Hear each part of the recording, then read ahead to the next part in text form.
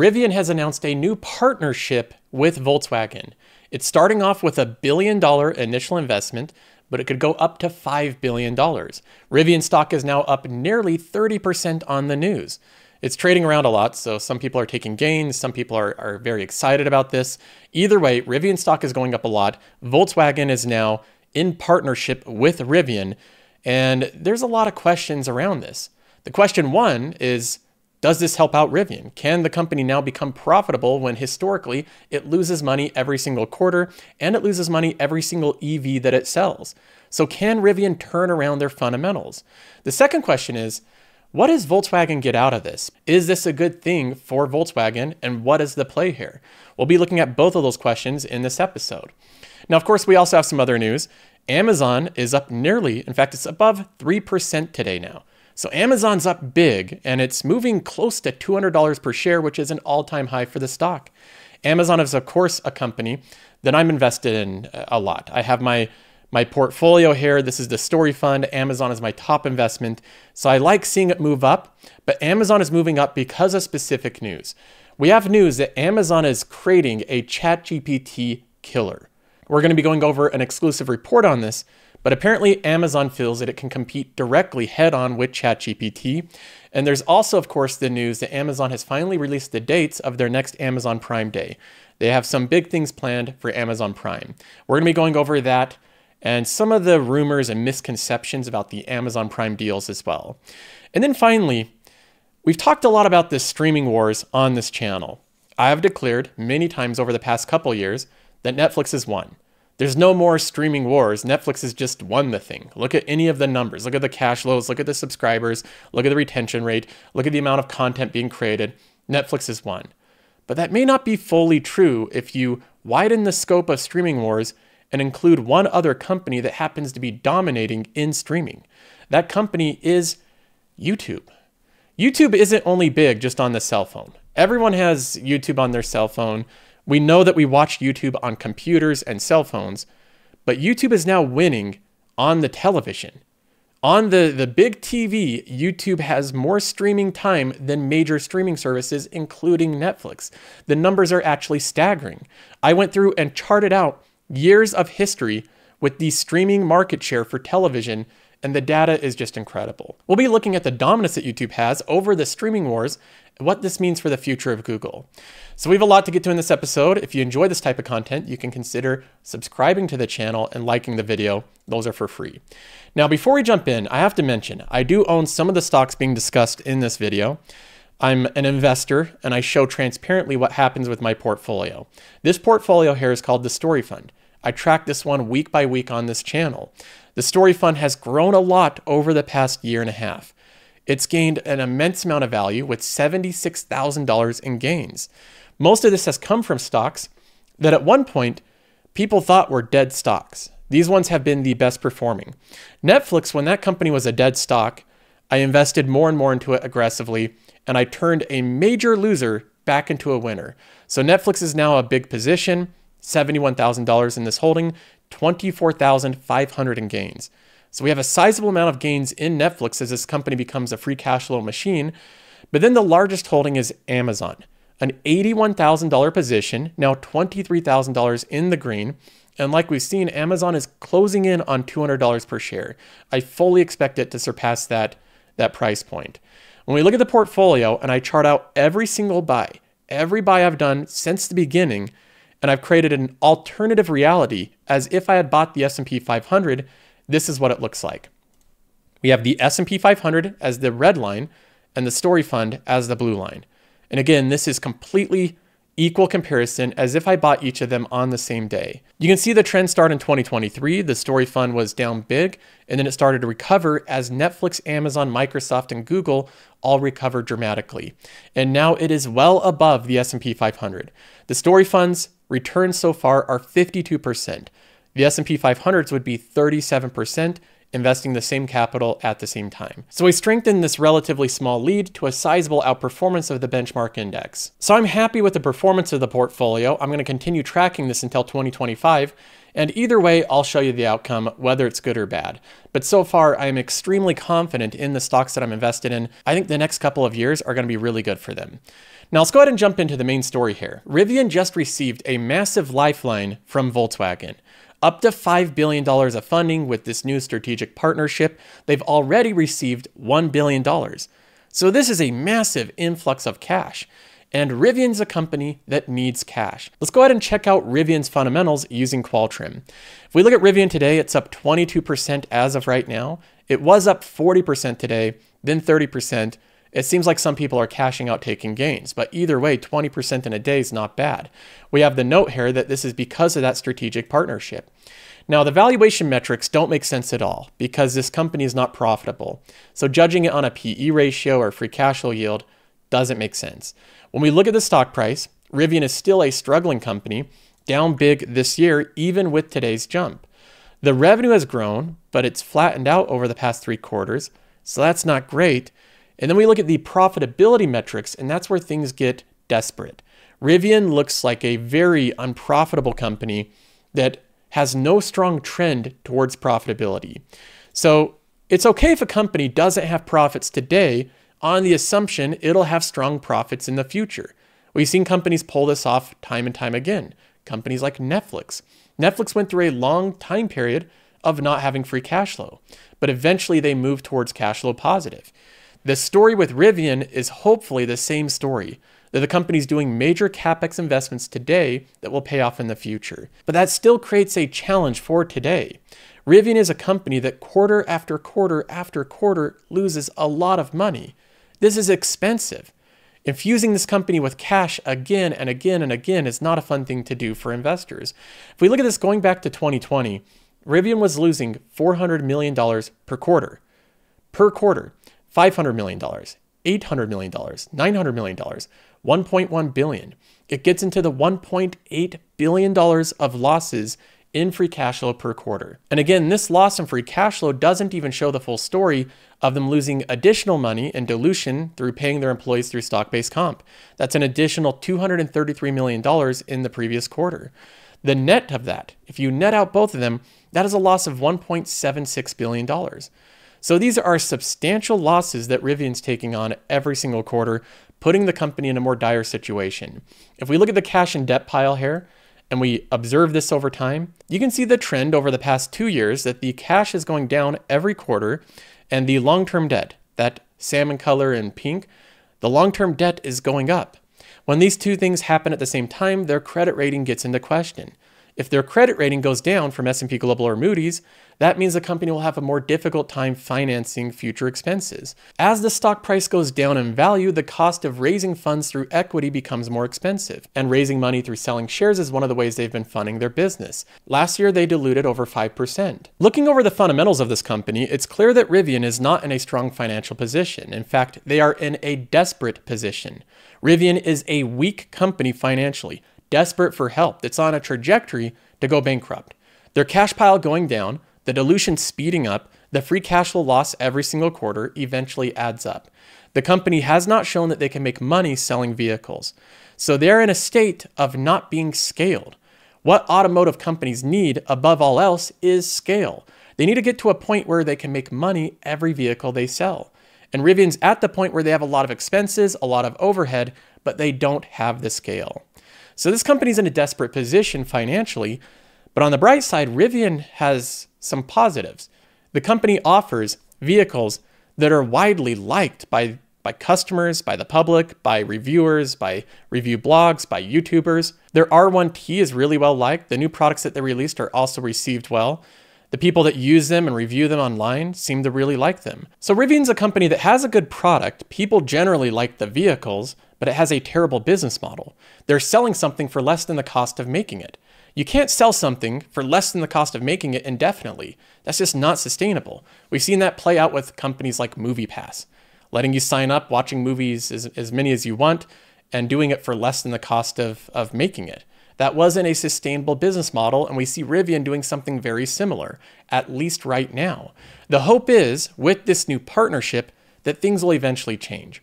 If we look at their strategic partnership here, they say that Rivian's problems are financial and operational. Volkswagen is a master of scale and manufacturing and still generates huge operating cash flows. The analyst consensus is for roughly $38 billion this year. but they haven't nailed the complex software necessary to create cutting-edge EVs. So you have companies that have two different strengths. Rivian's really good at creating cutting-edge EVs that are well-reviewed, well-designed. They have that part down, but they do not know how to scale something. Volkswagen is a company that's a master of scale, but doesn't know how to do the complex software. Now you can see the partnership and the potential synergy here. Overlay these two skill sets and you get a win-win situation, or that is the theory. And they say that this is something not necessarily new for Volkswagen. The German company invests much more of the cash it generates than its peers. The Rivian deal forced it to cut its guidance for automotive free cash flow after the acquisition to just 3.5 billion euros at the midpoint, equivalent to 3.7. They're willing to sacrifice that free cash flow to make these strategic investments. Now again, it's fairly obvious what Rivian gets out of this. They get a lifeline. They get a chance to increase their scale, so there is synergy and there's immediate cash flow for Rivian that they desperately need. What Rivian needs is fairly obvious, but what Volkswagen really gets out of this is less clear. Now, according to most analysts, the biggest benefit that Volkswagen will get out of this is the software. Just licensing software, right? That's what this deal is about. Volkswagen gives them some cash, and Volkswagen has tons of cash, gives them some cash, gets a big equity stake, and in exchange gets some software. We all know about the challenges Volkswagen's had with software, right? And so we think it's kind of a situation where two very different OEMs with two very different sets of problems really help each other out. That's a line that all the analysts are saying, that it's a purchase for the strategic software, and I don't know if I believe that. Is the software really worth up to $5 billion? Should Volkswagen be paying that much for Rivian's EV software? Maybe Tesla if they could purchase full self-driving licensing or something like that, but does Rivian have software worth $5 billion? The entire company's market cap after today is around $12 billion. But either way, this is breaking news because it does give Rivian more time and money. More time to figure things out and more money to scale things up. Rivian is a really well-liked brand, and if Volkswagen can help figure out the economics and make it profitable, they could own a very valuable asset. Now moving on to some other news here, we have the announcement from Amazon of their new Prime Day. They finally announced it. It's July 16th and 17th. Now there is one story that happens every Prime Day that I see over and over again. It's posted on social media, on Twitter, on YouTube, or on the news. And it's the idea that Amazon gives out fake deals on Prime Day.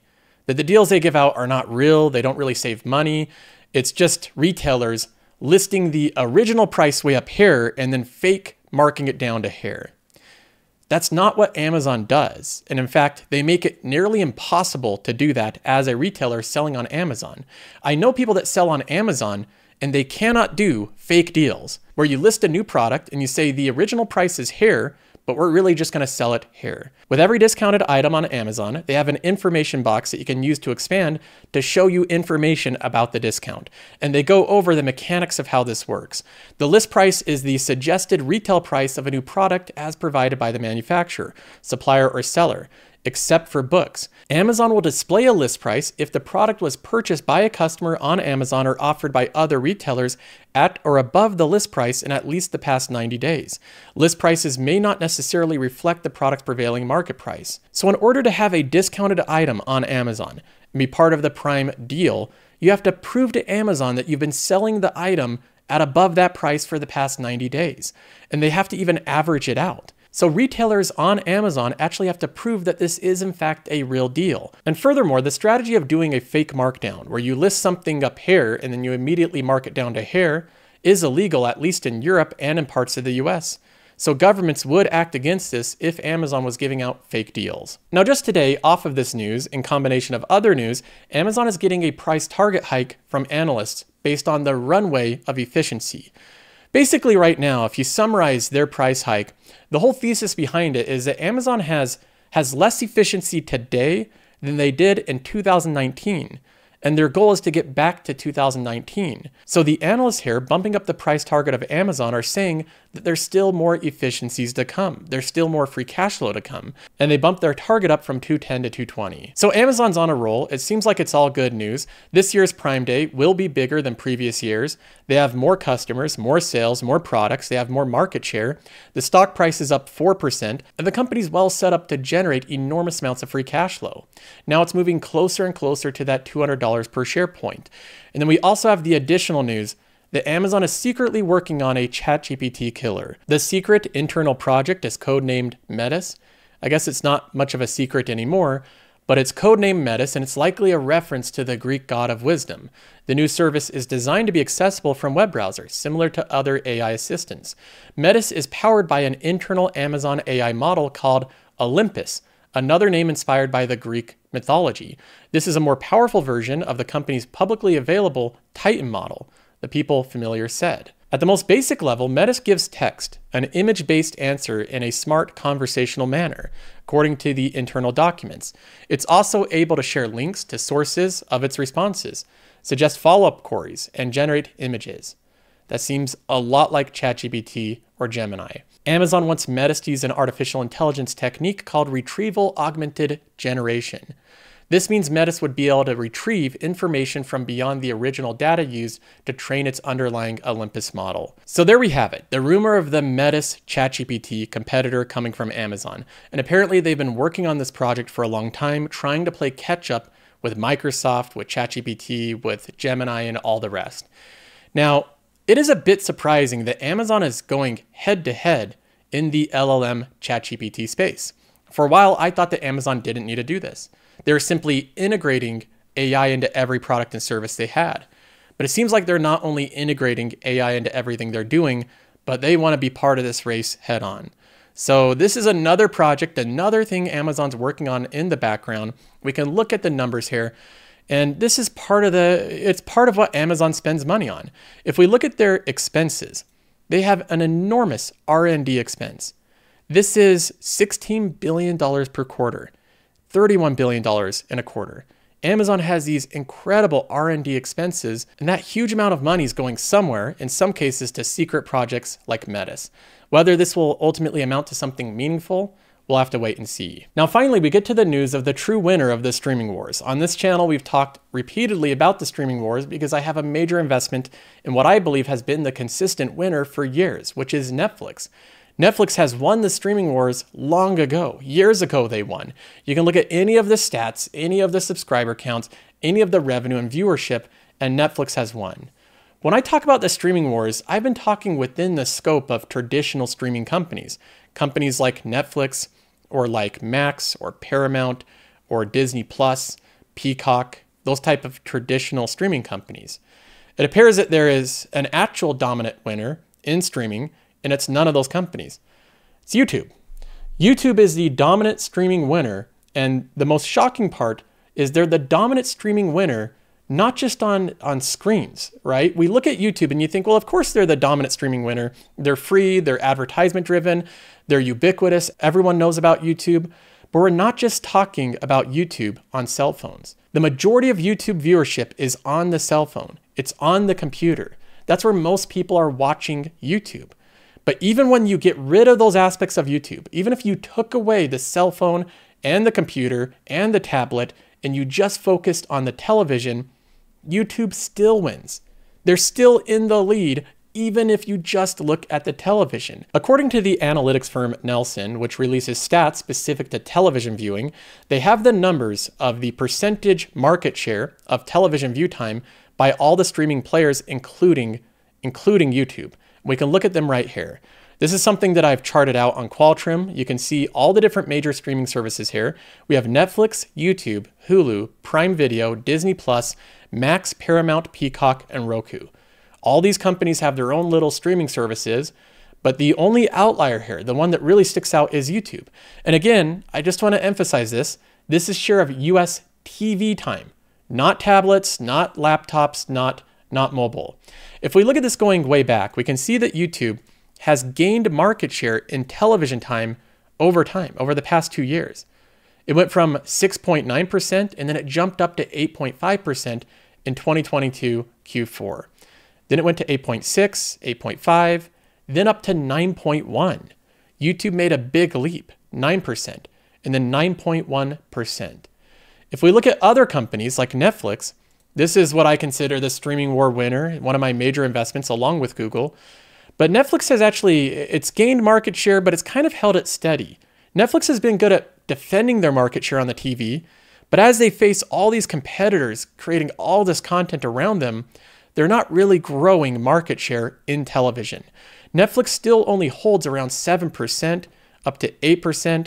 They're now at 8.1%. So they're doing okay, they're gaining market share, but they're still behind YouTube. And YouTube is gaining market share at a bigger rate than Netflix. Now, if we look at this compared to Hulu, we can see that Hulu is not even close. So Hulu has around 3%. If we look at Prime Video is doing a little bit better. Last quarter, the quarter most recent, it's actually down a bit. It's at 2.8%. I think that Prime Video is going to be successful. I think it will continue to gain share. We have Disney Plus. Disney Plus is still very small in time shared at 1.7%. Then if we look at Paramount, Paramount's most recent quarter was 1%. This should give you an idea of the scale and the problem that Paramount faces. This is why I was never bullish on Paramount. It's just too small. It can't gain enough market share to be meaningful. We look at Peacock and they're doing a little bit better at 1.3%, but still very, very small. We look at Roku. Roku is at 1.3%. So Roku's actually doing well as that's part of their business model. Looking at this data, it's really shocking what YouTube has accomplished. To become the biggest streamer on televisions in people's homes is really, truly an understated accomplishment by YouTube. And I see this only continuing. Some people say that YouTube does this because they have no content expense. They do have to pay out a big portion of their ad revenue to creators, so there is some scaling expense. But YouTube is an incredible asset by Google. I'm still long Google. I still love the company. And this just brings more good news to me as a Google investor. That's going to be it for this episode. I hope you enjoyed. If you want more episodes, more exclusive content, you can check out the Patreon membership. That also gives you access to Qualtrim.com. Other than that, I'll see you in the next one.